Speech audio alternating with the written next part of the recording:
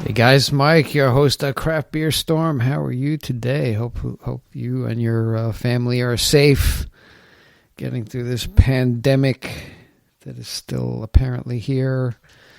And we got some interesting news today. People are finding another way with craft beer. And these stories are courtesy of brewbound.com. First story, craft beer festivals across the country go virtual during COVID-19 pandemic. How are they doing this? Well, I'm going to tell you. The COVID-19 pandemic has altered nearly every facet of life and commerce, but one particular area stands to be gutted more than almost any other, and that's large-scale events.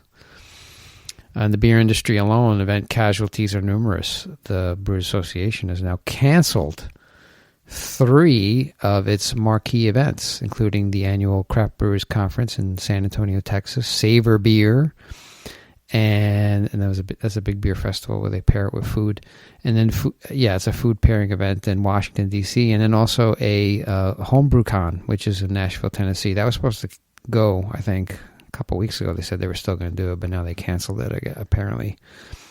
And that's affected the Brewers Association. They've been laying people off, I guess, just try to reduce workforce while they figure it out. I'm sure they'll probably hire them back when we get back to normal. However, the Great American Beer Festival, the BA's largest consumer-facing event and the largest beer festival and competition in the U.S., still slated to take place September 24th, 27th in Denver, Colorado. I got to get my media pass. Thank you for reminding me. That's awesome. Popular regional beer festivals have also pulled the plug on their 2020 events, including the Oregon Brewers Festival in Portland, Oregon, Brewfest in Bend, Oregon, and Great Taste of the Midwest in Madison, Wisconsin. Without its annual mid-May Oklahoma Craft Beer Summit, a reliable fundraiser, the Craft Brewers Association of Oklahoma was facing a potential loss of thousands of dollars, and a creative solution was needed. So what did they do? CBOA treasurer and Co-op Ale Works director and sales and marketing Sean Mossman told Brewman, just one day, kind of organically, was like, hey, what if we move this online? What if we made this virtual? And that would be cool. But then it's just a conversation. But how do we do beer? How do we make this a beer festival, right? You can talk about whatever you want online, but you need the beer. So the Oklahoma Craft Beer Summit 20 Quarantine Edition was born and planned in about a week with the blessing of the Alcohol Beverage Law Enforcement ABLE Commission of Oklahoma, Mossman said. Tickets for the sold-out virtual festival on May 15th came with a plethora of beers to sample and an evening of guided tastings and panel discussions about styles, brewing, and the beer industry. Guests purchased tickets that included a kit of 24 beers from breweries across Oklahoma. Kits could be retrieved at designated pickup locations strategically placed across the state, where IDs were checked against tickets, a provision of the ABLE Commission. And with the help of sponsors and a monstrously low overhead, Mossman said the virtual festival has helped CBOA raise multiple times more money than a traditional in-person festival. Now, this is going to be interesting going forward. I mean, are people going to want to get together? I think naturally humans are going to want to get together, but I think there might be these online events as well. If they're raising multiple times, more money. There's a lot to putting on a festival. I ran my own festival, actually, in my brewery. Did it in the back. There was an alleyway, so I had like 15 breweries there. But that thing took, man, it drained me. I had so many people I had to talk to, the city, the cost. It was incredible. I had to rent tables, rent all this stuff, organize everything. It was crazy. But made it happen.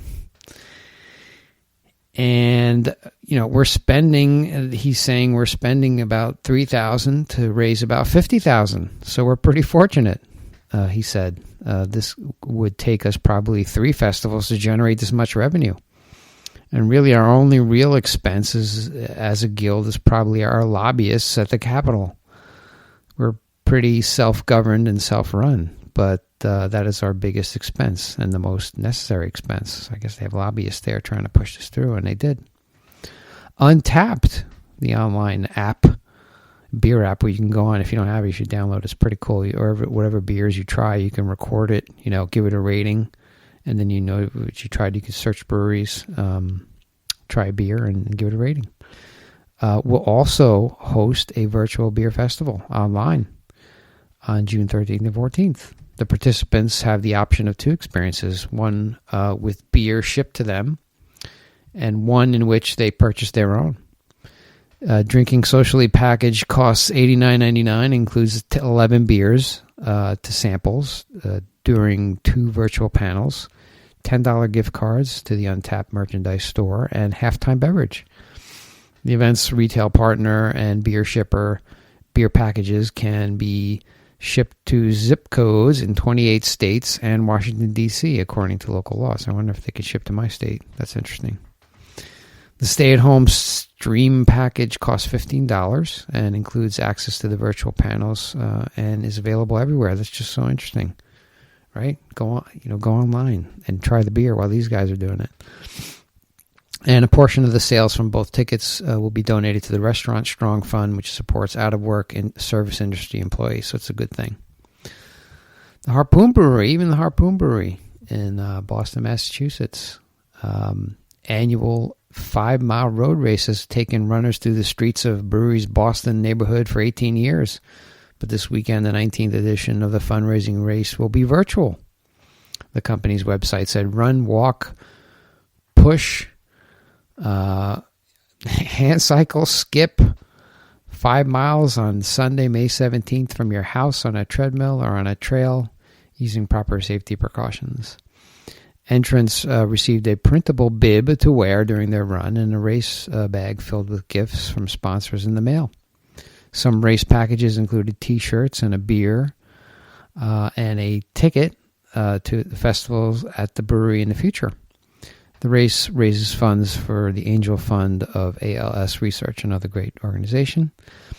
More than 3,000 runners have signed up, according to the Director of Digital Strategy, Megan Baker. So there you go. I mean, there's a way. There's a will, there's a way. So can't do it in person.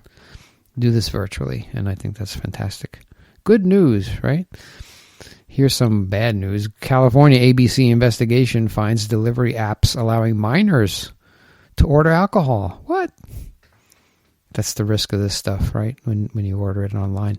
An investigation by the California Department of Alcohol and Beverage Control, ABC, found that third-party delivery services are routinely delivering alcoholic beverages to minors, according to an industry advisory posted in the regulatory agency and reported by the Washington Post and The Verge.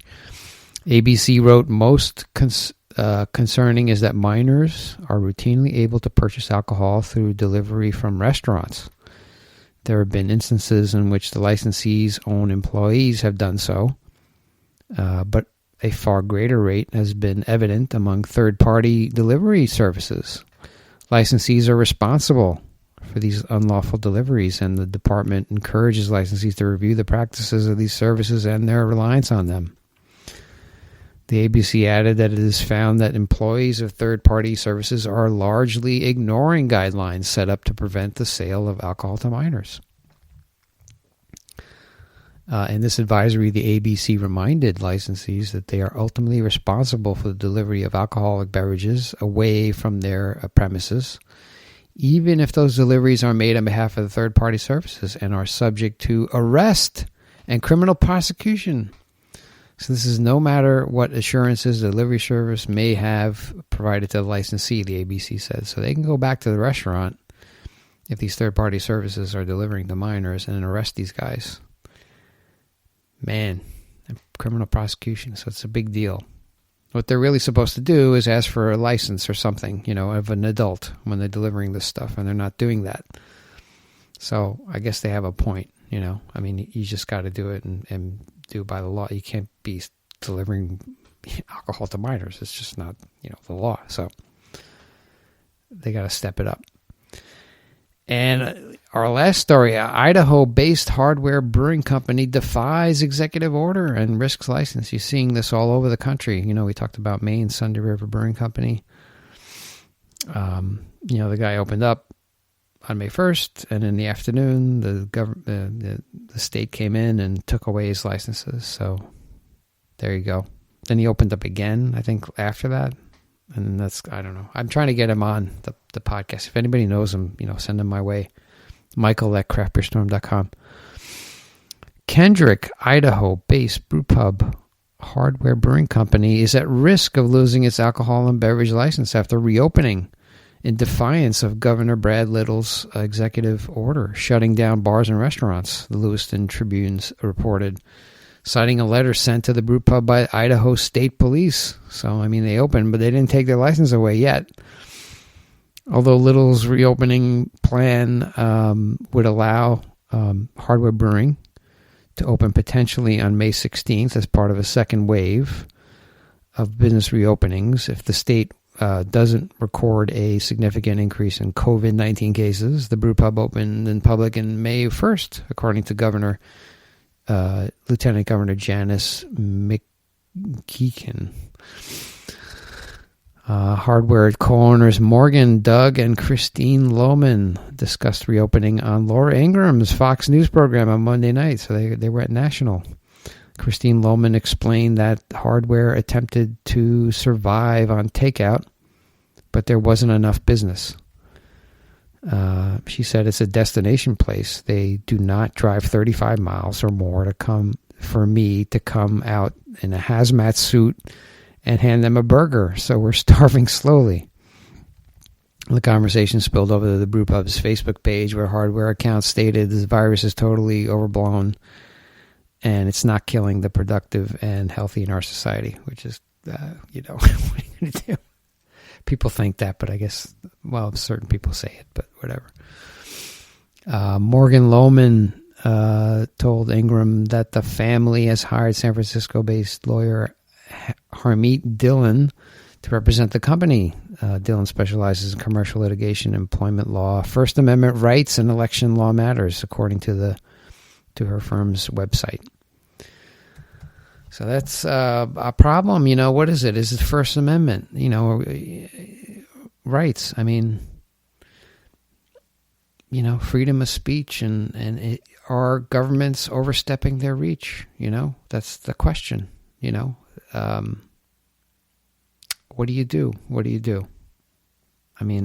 These companies are going out of business. A lot of breweries are in trouble. But you have to be, in line with what your state is and what your local laws are, or you lose your license. And if you lose a license, you can't even open anyway. So it's a very interesting situation, and I'm hoping that all this stuff settles out quickly and, we get back to normal quickly. Governments.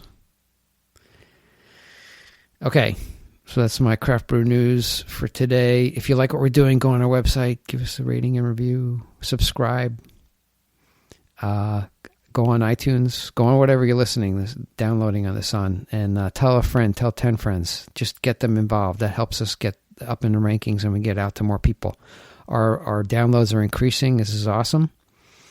Month over month, and we're on a good path, but we need your help. I can't do this on my own. All I ask from you is just share this with somebody. Go on the website, give us a rating review. They have these algorithms. Even click on those 5 stars. That's cool.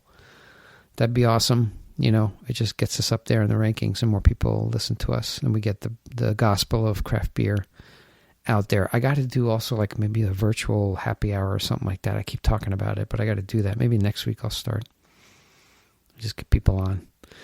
All right. And if also you're a brewery, you're anybody in the craft beer world, you want to get on my podcast, Michael@craftbeerstorm.com, Michael@craftbeerstorm.com. I'd love to have you.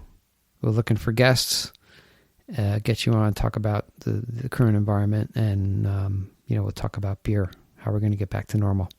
Okay, that's what I have for you today. I wish you a great weekend. Stay safe, you and your families. Order from your local brewery. They got takeout, curbside pickup. I did that when I was in Florida. We did some curbside pickup. I have to do that over here too. I got to reach out to some breweries and buy some more stuff. But do that in your town. Look it up. Go on Google. They have it. You get fresh beer, right? They're still brewing. They got to sell it. They got to keep in business. Support them. Support all local businesses too, not just breweries.